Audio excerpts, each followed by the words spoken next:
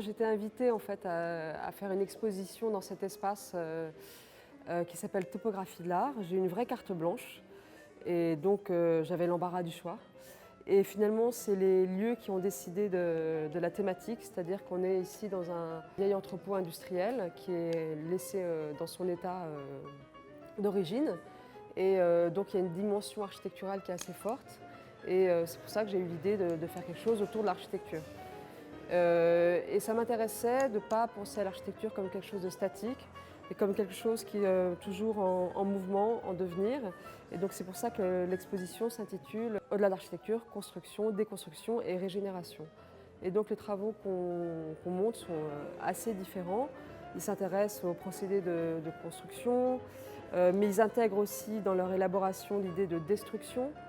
Ils peuvent aussi s'intéresser à l'idée de renaissance, c'est-à-dire que quelque chose est détruit, mais ce n'est pas nihiliste. Du chaos naît autre chose, une nouvelle forme, et c'est pour ça qu'il y a le mot régénération. Après, il y a quelques artistes des années 70, comme Gordon Matta Clark, Vera Röhm qui est toujours active et qui a commencé aussi dans le Marais avec des photographies d'échafaudage, et également Gérard Singer qui, lui, s'est plutôt intéressé à l'intégration de l'art dans l'architecture et à la cohabitation du naturel et de l'artificiel.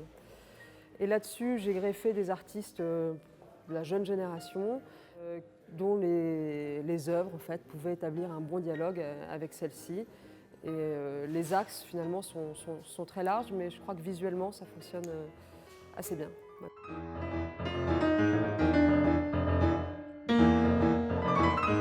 Les artistes qui sont présentés pour les plus jeunes, il y a Boris Tellegen, Vincent Ganivet, Simon Boudvin, Yann Kepeners, Nicolas Floch, Kathleen Deher.